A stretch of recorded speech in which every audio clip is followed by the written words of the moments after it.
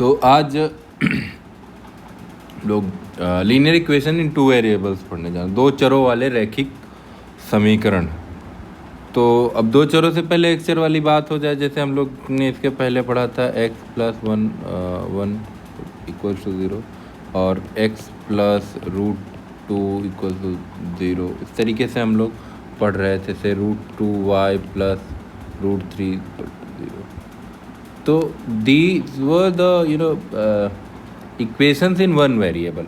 हमेशा हमारे पास यहाँ पे इधर देर was x और y और t और s any variable। तो अभी हम पढ़ने जा रहे हैं कि दो चरों वाले रैखिक समीकरण। और एक चर वाले रैखिक समीकरण जब हम पढ़ रहे थे, जब when we had equation in one variable, तो वो रैखिक समीकरण तो नहीं थे, वो सिर्फ समीकरण भर थे, एक चर वाले समीकरण। तो यहाँ x स्क्वायर प्लस 4/0 हम लोगों ने इस तरीके के समीकरण पढ़े थे, x square plus bx plus c बराबर 0। तो ये जो थे, या जो अभी हम पॉलिनोमियल्स पढ़ रहे थे, an(x power n plus an-1 x power n-1 plus an-2 x power n-2 plus ऐसे इस तरीके से जो है a2x square plus a1x plus a0 बराबर 0। इस तरीके का एक स्टैंडर्ड फार्मूला हुआ करता था, एक सामान्य फार्मूला हुआ करता था पॉलिनोमियल्स का इन वन वेरिएबल, एक चर वाले बहुपदों का। अभी यहाँ पर जो हम पढ़ने जा रहे हैं, अब हमारे पास आ रहे हैं दो चर वाले बहुपद, दो चर वाले समीकरण, रैखिक समीकरण की बात आ रही है। एक बात और, जैसे कुछ चीज़ें हमें दी गई थी, जैसे हमें मान लीजिए 2x प्लस 5 बराबर 0 था, तो हम x की वैल्यू निकाल ले रहे थे -5/2। हम इसे लोकेट कहाँ कर रहे थे? नंबर लाइन पे। ये अगर हम देखें तो हियर वी वुड 0 1 2 and 3, हाँ this is positive x axis and here -1 -2 -3, ये नेगेटिव x एक्सिस। तो -5/2 कैन बी प्लेस्ड हियर।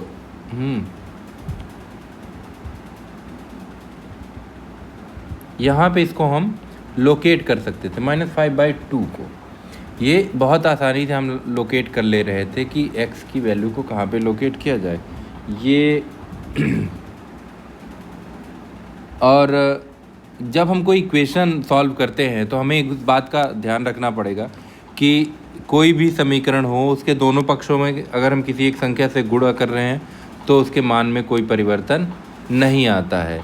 जैसे हमारे पास कोई एक इक्वेशन दिया हो, तो अगर इसके दोनों पक्षों में हम मान लीजिए कोई एक नंबर लेते हैं m से हमने मल्टीप्लाई कर दिया, m(ax स्क्वायर प्लस दोनों पक्षों में कर रहे हैं, तो ये हो जाएगा ma(x square plus mbx plus mc बराबर 0। इसकी वैल्यू में कोई डिफरेंस नहीं आएगा, इस इक्वेशन के मान में कोई परिवर्तन नहीं आएगा। हाँ, और गुणा करें चाहे भाग करें, m का डिवीज़न या m का मल्टीप्लिकेशन कर सकते थे। इसी तरीके से अगर हम कुछ जोड़ दे रहे हैं, सपोज हमने एक कांस्टेंट कोई जोड़ दिया, क्या n हम यहाँ पे ऐड कर रहे हैं, से ax square plus bx plus c plus n 0 plus n, तो ax square plus bx plus c plus n बराबर n।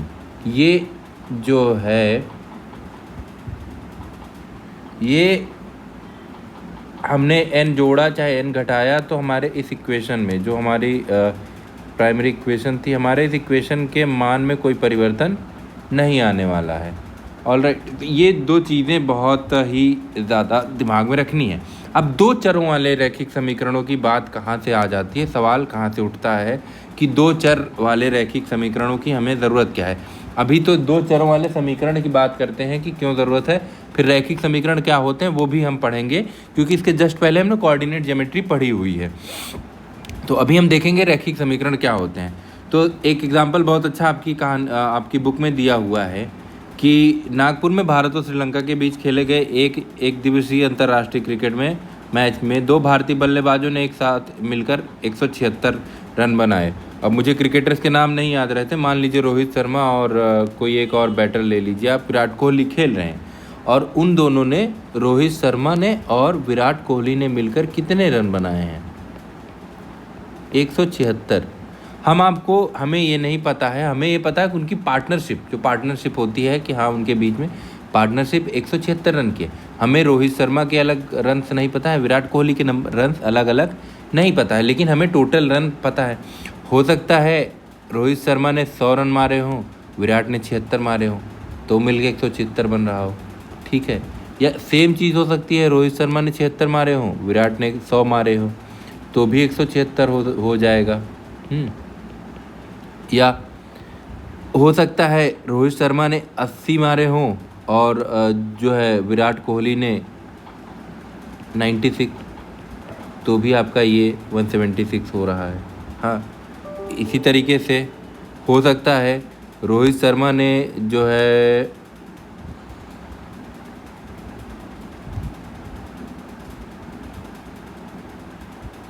मान लीजिए 86 रन बनाए हों और विराट कोहली ने 90 बनाए हों, तो भी आपका 176 होगा। तो ये इस तरीके की चीज़ें हैं। इस तरीके के ये पॉइंट्स हैं। इतने कई सारे पॉसिबिलिटीज़ हो सकती हैं, कुछ भी रन्स हो सकते हैं, हमें पता नहीं है, लेकिन हमें सिर्फ ये पता है कि दोनों ने मिलकर के 176 रन बनाए हैं। तो अगर हम रोहित शर्मा के रनों को आर से डिनोट करें और विराट कोहली के रनों को वी से डिनोट करें, तो ऐसे हम लिख सकते हैं कि मान लीजिए R run plus V run 176। इससे ही जब हम लोग अपने मैथमेटिक्स अलजेब्रा में जो हमारे जो सबसे ज़्यादा प्रचलित साइन है, सबसे ज़्यादा प्रचलित जो हमारे चर हैं एक्स और वाई, मान लीजिए रोहित शर्मा के रन एक्स हैं और विराट कोहली के वाई हैं, तो एक्स प्लस वाई बराबर 176 हो रहा है। ये क्या होता है, दो चर इस्तेमाल हो गए और उनके बराबर 176 हमने लिख दिया, तो एक समीकरण बन गया। एक क्या बन गया? समीकरण। ये दो चरों का एक समीकरण है। जब दो खिलाड़ियों ने 176 रन मिल करके बनाए। आगे इसके हम बढ़ते हैं। इसी तरीके से दो चरों के समीकरण आपको बहुत ढेर सारे मिल जाएंगे। जैसे आप लिख सकते हैं 1.2s प्लस 3t बराबर 5, p प्लस 4q बराबर 7, पाई u प्लस 5v बराबर 9, 3 equal to √2x minus 7y। तो इस तरीके ये सारे क्या हैं, दो चरों के समीकरण है, रैखिक समीकरण। तो हम इन्हें दो चरों का रैखिक समीकरण क्यों कहते हैं? दो चर तो आपको समझ में आ जा रहा है।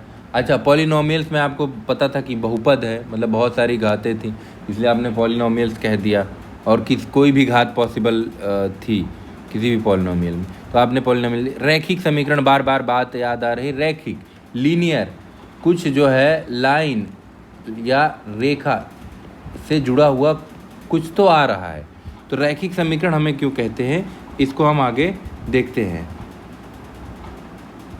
अच्छा, दो चरों के रैखिक समीकरण जब भी हों तो हम उन्हें स्टैंडर्ड फॉर्म में ऐसे लिख सकते हैं, ax plus by plus c बराबर 0। a b c क्या है? कॉन्स्टेंट्स हैं। x और y क्या हैं आपके? वेरिएबल्स। ठीक है, ये हो गया हमारा स्टैंडर्ड फॉर्म। हमेशा हमें इसे याद रखना है कि दो चरों का कोई भी रैखिक समीकरण होगा हम उसे इस तरीके के से लिखेंगे हमेशा।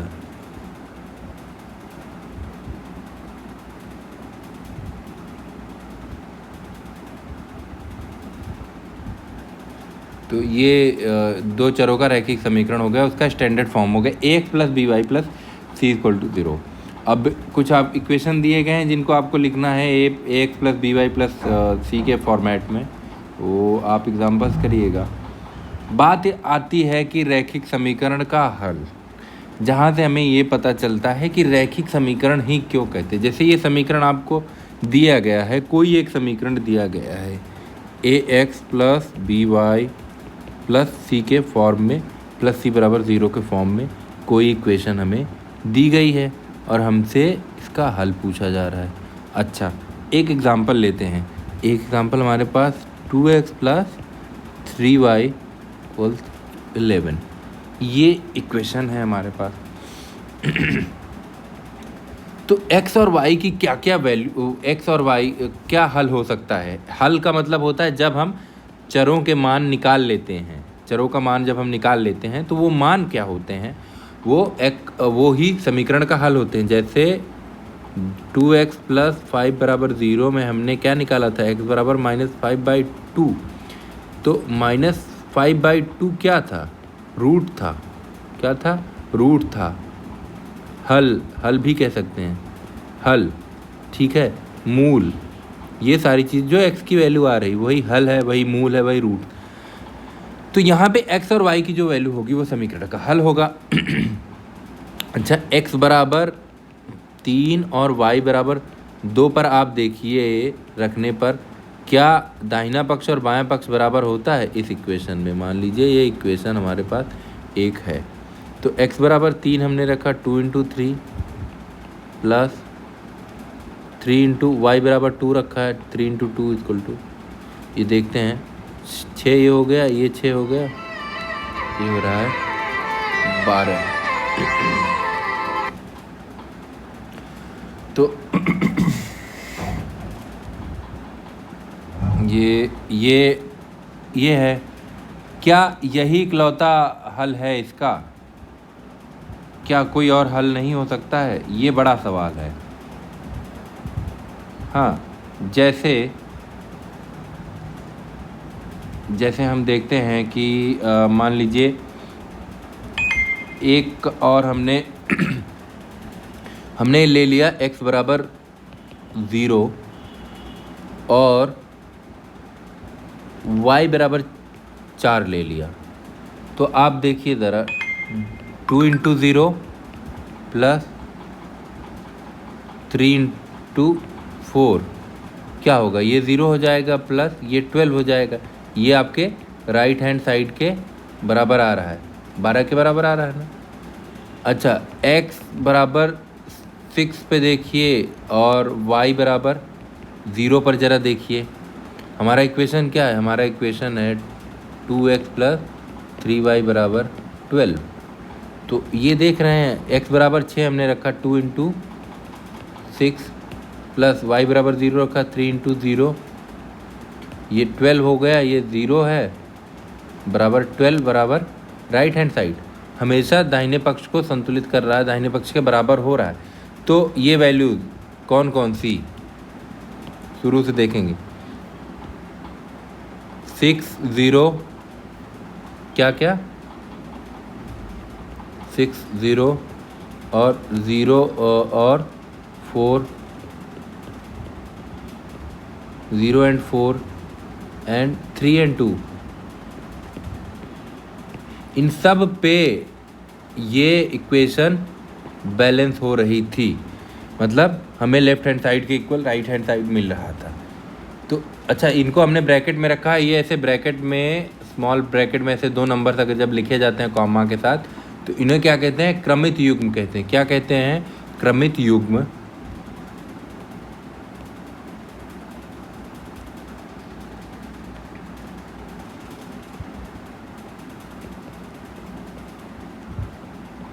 युग्म कहते हैं, अंग्रेजी में कहते हैं ऑर्डर्ड पेयर।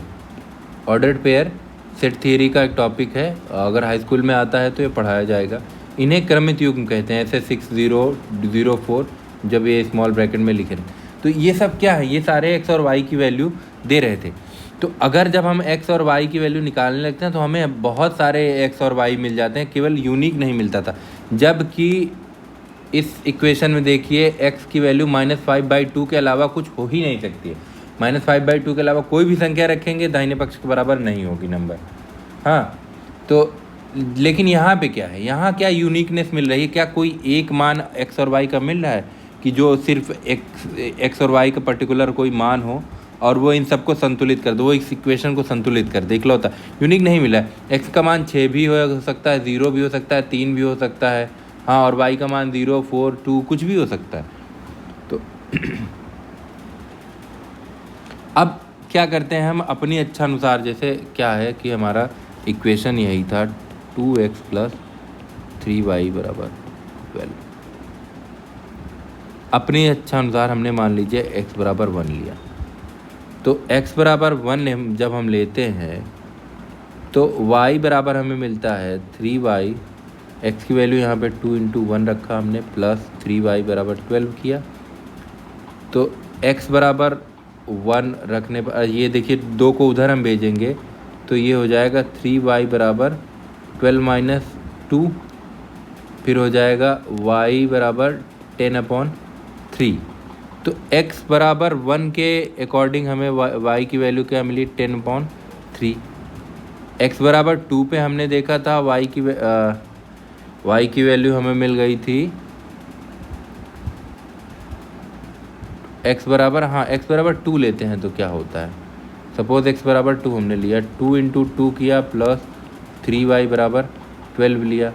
तो 3y बराबर ये 4 हो गया, 12 - 8 और 12 - 4 8 होता है। तो y बराबर हो जाएगा 8/3। y बराबर क्या आ रहा है, 8/3 आ रहा है। x = 3 पे y = 4 मिल गया था। x = -1 पे क्या मिलेगा, अगर हम -1 ले लें, क्या लेते हैं,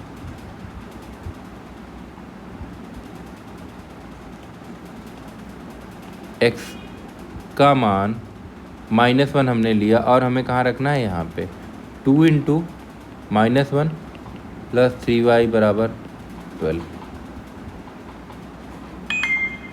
तो ये हुआ 3y = 12, ये -2 होता है, यहाँ से उधर जाएगा प्लस हो जाएगा, 12 + 2 ये 14, 3y = 14, y = 14/3।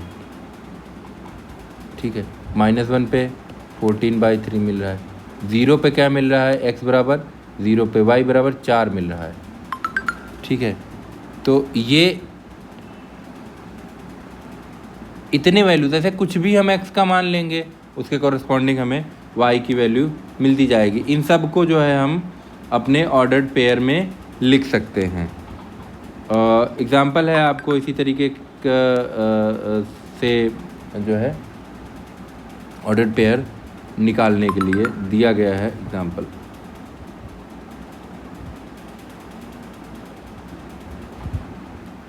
आगे इसके आगे आते हैं, क्या इक्वेशन है ये अब करिएगा। हाँ, अब ग्राफिकल रिप्रेजेंटेशन ऑफ, क्या है, नेक्स्ट टॉपिक है 4.4 जो है, एक, हाँ, ये क्रमित युग्म तो हो गया।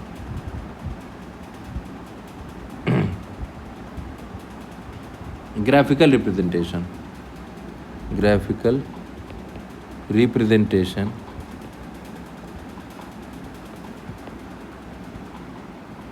Of linear equations in 2 variables.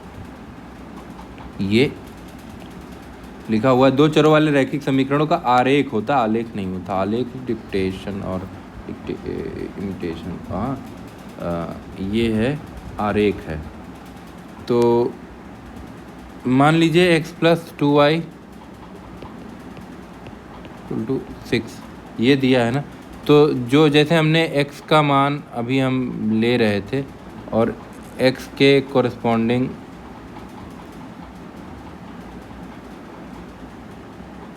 एक वो बना रहे थे,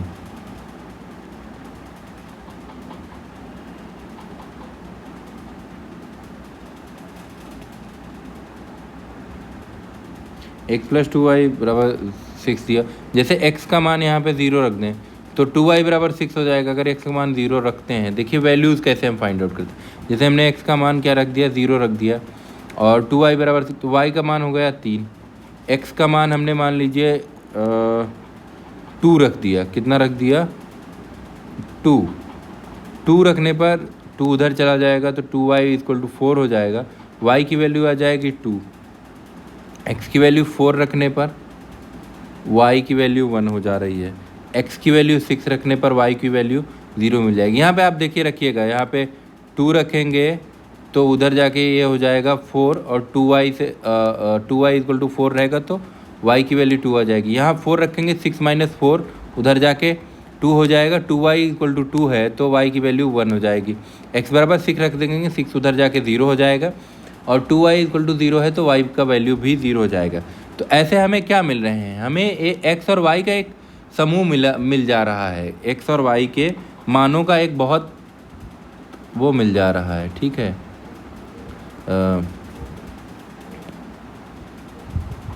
क्या मिल जा रहा है, x के मानों के कोरस्पॉन्डिंग y की वैल्यूज़ मिल जा रही हैं हमें, ठीक है। तो हम पाते क्या हैं असल में, 1 2 3 4 5 6, तो हमें क्या मिलता है दरअसल,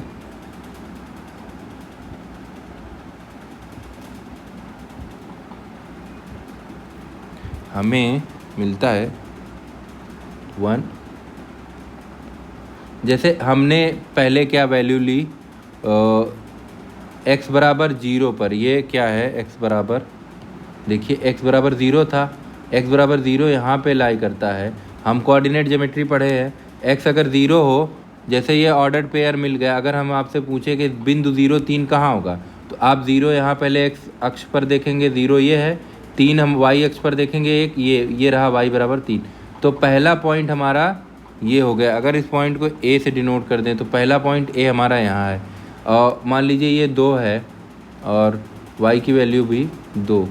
अगर हम आपसे कहें पॉइंट b कहाँ रहेगा, तो आप 2 ढूंढेंगे, x बराबर 2 यहाँ पे और y बराबर 2 यहाँ पे, तो इन दोनों का जो सीध होगा वो यहाँ पे कहीं होगा, तो आप पॉइंट b यहाँ बताएंगे, जो क्या होगा 2,2 होगा, a क्या होगा 0,3 होगा,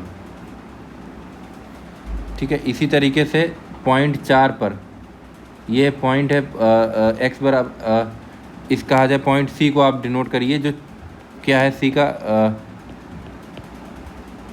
4 और 1, तो 4 हमारा ये रहा, 1 हमारा ये रहा, तो हम बताते हैं कि भाई साहब c जो है 4 1 यहाँ पे है, और d कोई पॉइंट 6 0 है, तो d 6 पॉइंट यहाँ पे है, y अक्ष पे 0 है तो यहीं क्या यहीं रह जाएगा, d हमारा क्या हो गया 6 0, ये पॉइंट हो गया। तो ये देखिए कि सारे जो पॉइंट्स हैं वो एक सीधी रेखा में एग्जिस्ट करते हैं। अब क्या है कि अब आपको जो पॉइंट्स नहीं पता हैं वो भी पॉइंट्स अगर आप ढूंढने लगेंगे, तो ऐसे संख्या रेखा पर आप कोई बिंदु ले लीजिए, एक वाई एच पर संख्या रेखा पर कोई बिंदु ले लीजिए, एक्स ले लीजिए, और आपको पता करना हो वाई पे मान क्या है, तो आपको हल करने की भी ज़रूरत नहीं। आपने यहाँ लिया, आप रेखा पर लंब डाले, ये आपको यहाँ पे पॉइंट काट रहा है, ये इसके सीध में जो मिलेगा आपको वो हो जाएगा आपका वाई का पॉइंट। तो एक्स, हर एक्स के साथ आपको वाई मिल जाएगा। मान लीजिए एक्स आपने यहाँ पे क्या लिया 2.5 ले लिया, क्या ले लिया 2.5, तो 2.5 लेने के बाद आपको पता करना है कि x बराबर 5/2 पर y का मान कितना होगा। तो आपको कुछ और नहीं करना है, आपको एक सीधा सीधा लंब डालना है, तो ये जहाँ पे y को काटेगा ये 1 पॉइंट समथिंग कुछ आ जाएगा, ठीक है। ये इस तरीके से ये रैखिक समीकरण होते हैं। कि रैखिक समीकरणों में क्या होता है, जो x और y के जितने भी हमें मिलते हैं, ये x के सापेक्ष y के मान या y के सापेक्ष x के जो भी मान मिलते हैं, वो हमेशा एक सरल रेखा को निरूपित करते हैं। उनका अगर हम बिंदु पथ लेते हैं, क्या लेते हैं, बिंदु पथ। जैसे हमारे पास 6 0 4 1 2 2 0 3, पहले हमने लाइन खींच दी, वो बात अलग है, वो इसलिए खींचा क्योंकि ये ग्राफ हमारे पास एकदम कुछ ऐसा नपातुला है नहीं। तो अगर हम पॉइंट बनाने के बाद ग्राफ खींचते तो वो थोड़ा सा दिक्कत कर जाता। तो इस तरीके से जब हम ग्राफ बना करके ग्राफ पे बिंदुओं का बिंदु पथ लेते हैं, कि पहला हमारा 6 0 जो हमने अभी कोऑर्डिनेट इसके पहले जस्ट पहले जो है चैप्टर में हमने निर्देशांक ज्यामिति पढ़ी और बिंदुओं का निरूपण करना सीखा। तो 6 0 यहाँ पे, 4 1 यहाँ पे, 2 2 यहाँ पे और 0 3 यहाँ पे। तो इन बिंदुओं का निरूपण करने के बाद हम पाते हैं कि ये सारे बिंदु जो है एक ही रेखा में आते हैं, एक ही रेखा में लाई करते हैं। तो इसीलिए क्योंकि इन सारे बिंदुओं का बिंदुपथ जो होता है, बिंदुपथ इन बिंदुओं को मिलाने वाला जो रास्ता है वो एक सरल रेखा बन जाता है। इसलिए जो ax plus B Y plus C बराबर 0 का जो फॉर्मेट होता है वो क्या बोला जाता है, लीनियर इक्वेशन बोला जाता है। वो दो चरों का रैखिक समीकरण बोला जाता है। इसी तरीके से बहुत सारे सवाल दिए गए हैं जिनको आप करेंगे हल। और एक उदाहरण नंबर 7 बहुत इंपॉर्टेंट है, इनका इस्तेमाल कहाँ होता है, क्यों हमें ये चीज़ें पढ़ाई जाती है। जैसे उदाहरण नंबर 7 में दिया क्या, आप जानते हैं कि एक पिंड पर लगने वाला बल F वो किसके प्रोपोर्शनल होता है, उत्पन्न त्वरण के प्रोपोर्शनल होता है। ये अभी जैसे ही आपकी मैकेनिक्स स्टार्ट होगी, फिजिक्स में न्यूटन के नियम पढ़ने लगेंगे, गति विषयक नियम पढ़ने लगेंगे, तो वहाँ पे चीज़ आती है कि F A के प्रोपोर्शनल होता है, A के समानुपाती होता है। F A के समानुपाती होता है, तो हमें समानुपात हटाने के लिए कोई एक कांस्टेंट से गुणा करना पड़ता है। तो वो कांस्टेंट क्या होता है, F जो बल का फॉर्मूला हमें पढ़ाया जाता है वो द्रव्यमान गुणित त्वरण में परिवर्तन हो जा सकता है, लेकिन किसी वस्तु के द्रव्यमान में परिवर्तन नहीं होगा। तो द्रव्यमान हमारा कांस्टेंट हो जाता है, त्वरण हमारा चर रहता है, बदलता रहता है। क्योंकि अब देखिए, त्वरण बदलेगा तो बल भी बदल जाएगा। हाँ, समझ रहे हैं। तो ये संबंध हो जाता है। जैसे ही हमने y, इसको मान लीजिए हमने y से डिनोट कर दीजिए किया, इसको x से डिनोट कर दीजिए और m को कोई कांस्टेंट k से डिनोट कर दिया, तो हमारे पास एक रैखिक समीकरण हो गया तैयार, जो बल और त्वरण को क्या करता है, निरूपित करता है। ठीक है, तो ये बड़ा एप्लीकेशन है रैखिक समीकरणों का और बहुत ही मज़ेदार समीकरण है, बहुत मज़ेदार उपयोगिता है रैखिक समीकरणों की। 4.3 के बाद एक क्वेश्चन ये है, जैसे हम क्या करते हैं, फ़ारेनहाइट को जब सेल्सियस में कन्वर्ट करने लगते हैं तो 9/5 जैसे जितना भी डिग्री सेंटीग्रेड होता है C + 32 करते हैं। ठीक है, तो एक ये भी देखिए, ये भी क्या है, एक रैखिक समीकरण है। कैसे, अभी 5 को, एक तो दो चर हैं हमारे पास, फ़ारेनहाइट और डिग्री सेंटीग्रेड या सेल्सियस। इसको आप बहुत अच्छे से ax + by + c के फॉर्म में लिखना चाहते थे तो इसको इस तरीके से लिख सकते हैं। चाहे तो अगर 9/5 देखने, f - 9/5 c - 32 = 0। ये ax + by + c = 0 की तरह लग रहा है कि नहीं लग रहा है? लग रहा है ना। x और y की जगह f और c है जो अचर है, वो चर हैं, और a और b और c की जगह 1 - 9/5 और 32 है। ये आपके हो गए। अच्छा, x अक्ष और y अक्ष के समांतर रेखाओं का समीकरण, ये एक अलग टॉपिक है। वो है x अक्ष और y अक्ष के समांतर रेखाओं का समीकरण। तो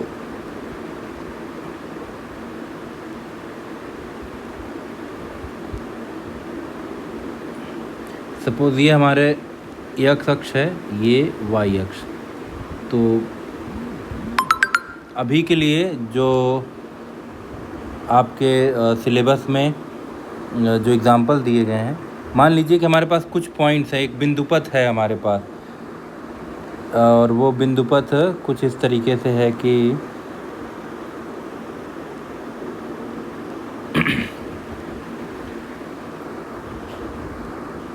कुछ बिंदु हमारे पास हैं 2,0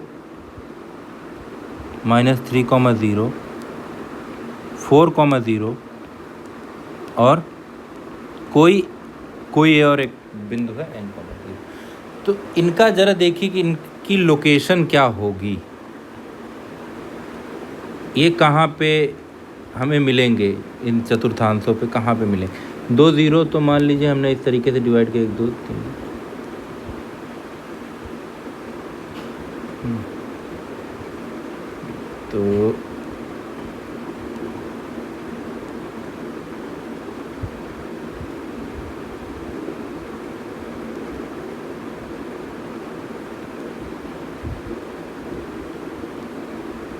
तो ये हमारा मान लीजिए ये जो है ये पॉइंट है, ये 2 0 हो गया कोई पॉइंट A।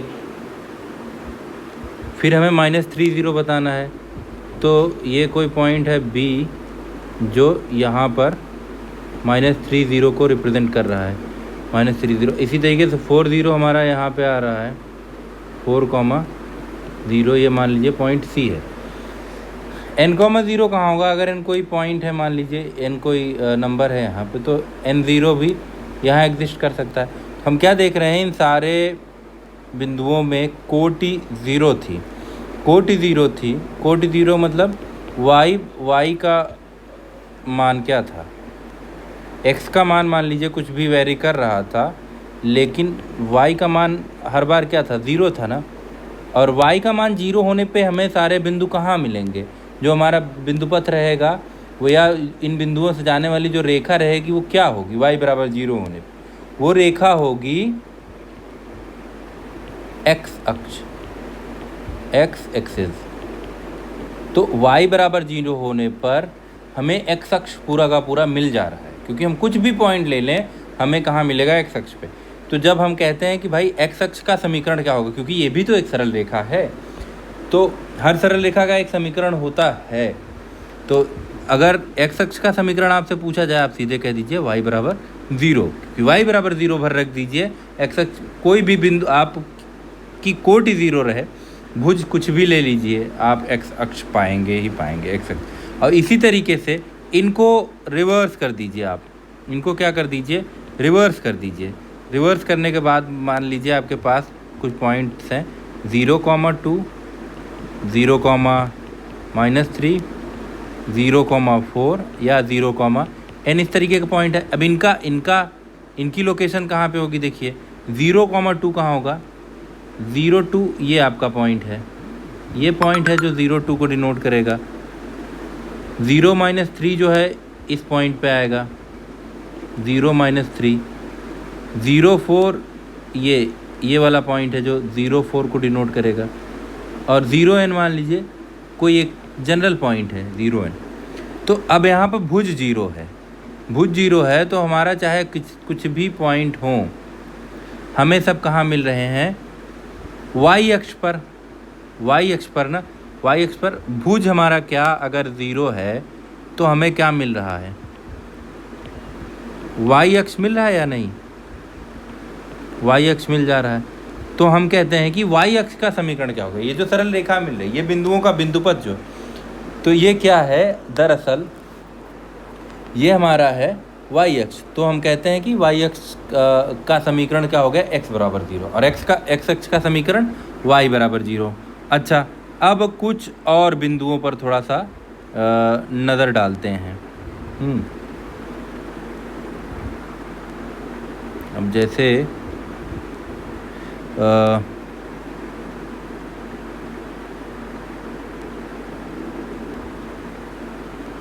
इसको ऐसे भी लिख सकते हैं, जैसे ये y बराबर 0 है। अब ये बताइए कि y बराबर 0 है, तो आप कह देंगे कि x अक्ष का समीकरण है।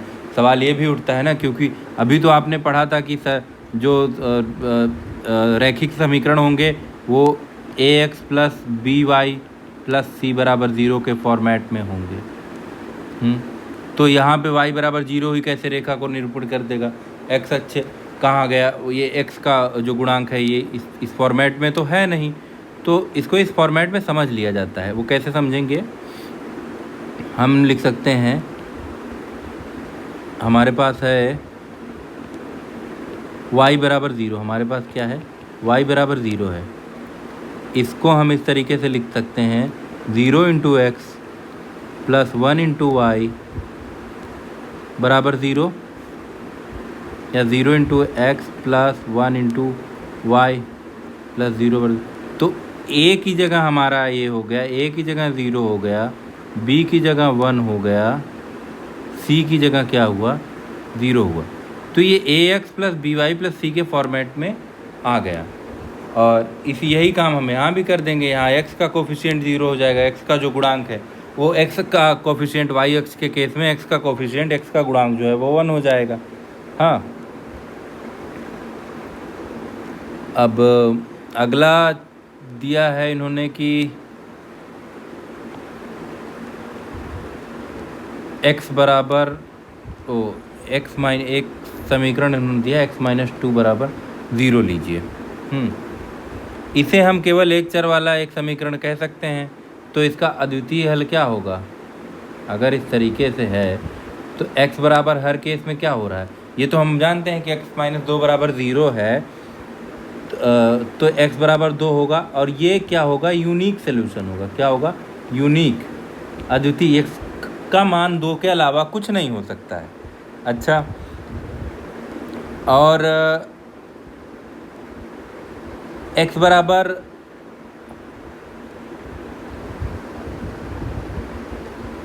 x बराबर 2 कहाँ पर आता है, संख्या रेखा जैसे हम बनाते हैं तो जैसे हमारी मान लीजिए ये एक संख्या रेखा हो गई, तो ये मान लीजिए 0 है, ये 1 है, 2 है, 3,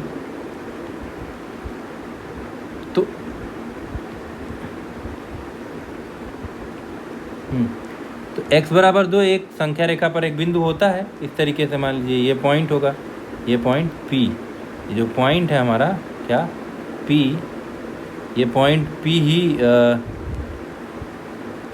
P किसको डिनोट कर रहा है, P डिनोट कर रहा है x बराबर 2 को डिनोट कर रहा है। हाँ,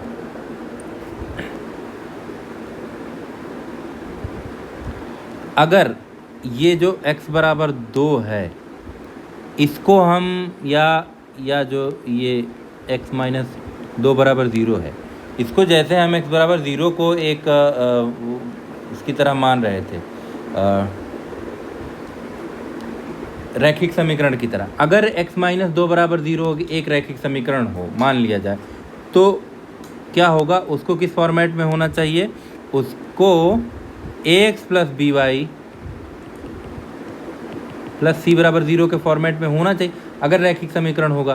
तो अच्छा, यहाँ तो y तो है नहीं, हाँ, तो इसको हम 1 into X plus 0 into Y minus 2 बराबर 0 लिख सकते हैं। तो क्या ये अब ax minus B Y plus C की तरह दिख रहा है, बिल्कुल दिख रहा है। तो हमें ये समझ में आ रहा है कि ये एक सरल एक रैखिक समीकरण हो सकता है। हाँ, कब, जब x बराबर तो 2 हो, लेकिन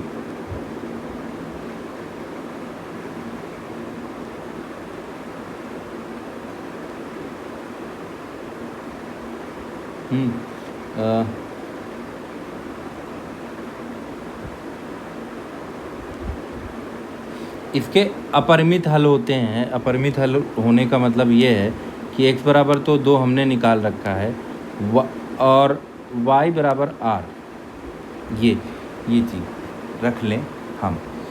तो अभी इसको कैसे 2r 2, r,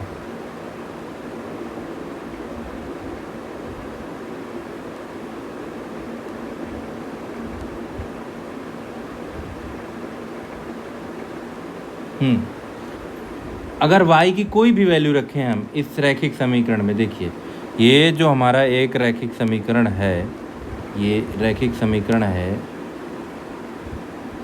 इसमें y की कोई भी वैल्यू रखें, y की वैल्यू 1 2 3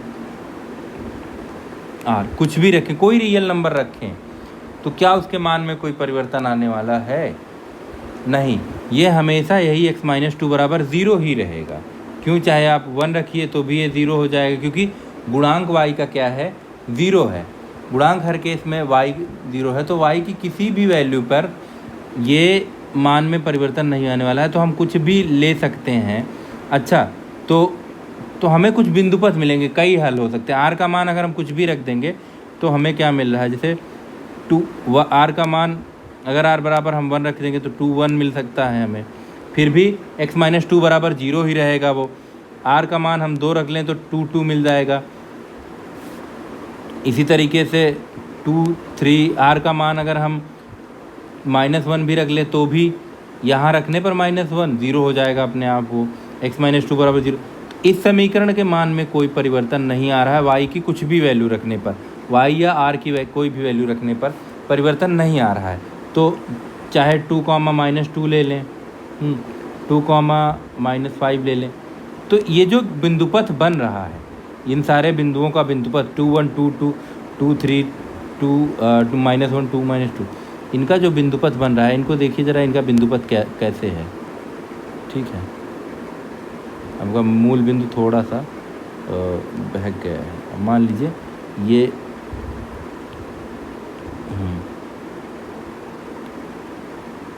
1 2 3 4 1 2 3 4, तो 2 1 कहाँ होगा, 2 1 जो है यहाँ पे होगा, 2 2 होगा कहाँ पे, 2 और 2 यहाँ पे, 2 3 यहाँ पे, 2 -1 इस जगह पे होगा, 2 -2 इस तरीके से होगा।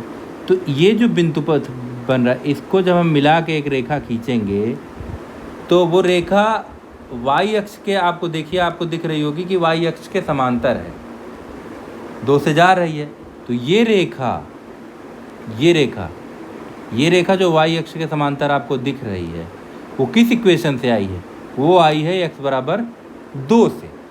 तो y अक्ष के समांतर कोई रेखा होगी तो उसका y अक्ष के समांतर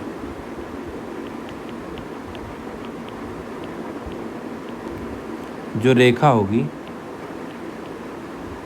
उसका समीकरण क्या होगा, x बराबर k, x बराबर j मान सकते हैं।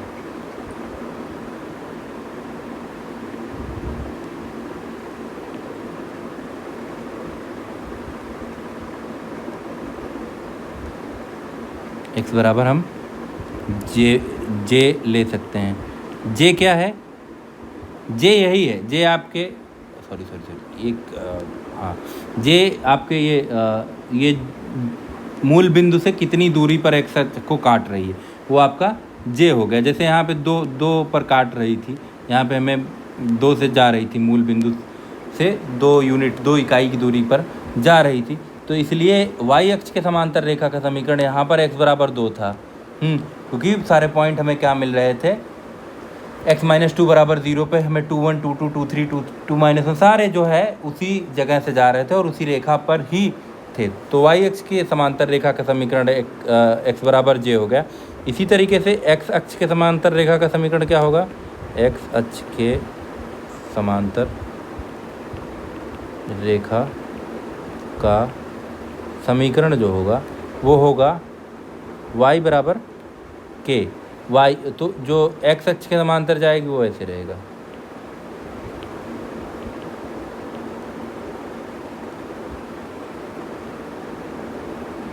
ये मान लीजिए यहाँ से जा रही है। ठीक है, ये रेखा हो गई, ये रेखा हो गई, और आपके जो बिंदु होंगे, मान लीजिए ये x अक्ष है, ये y अक्ष है, ये x अक्ष के समांतर रेखा है, ये आपका मूल बिंदु है। तो यहाँ से कहीं के डिस्टेंस पर, यहाँ से जो इसकी डिस्टेंस होगी के डिस्टेंस पर मानेंगे, और कोऑर्डिनेट इसका क्या होगा, मान लीजिए ये कोऑर्डिनेट क्या होगा, 0, k होगा। क्यों, क्योंकि मूल बिंदु पर x का कोऑर्डिनेट तो 0 ही होगा, और इतनी दूरी पर जब k पे काट रही तो ये हो गया y बराबर k। तो ये y माइनस k बराबर 0 से आप जो है निकाल सकते हैं y बराबर k। ये आपकी वाई एक्स अक्ष के समांतर रेखा का समीकरण होगा। यहाँ भी आप चाहे 1k ले लीजिए, 2k, 3k, 4k, -1 के, -2 के, -3 के, -4 के, -r के, कुछ भी कोई भी एक पॉइंट ले लीजिए, वो इसी रेखा पर है। तो ये हो गया आपके एक्स अक्ष का समीकरण, वाई अक्ष का समीकरण, एक्स अक्ष और वाई अक्ष के समांतर रेखाओं का समीकरण।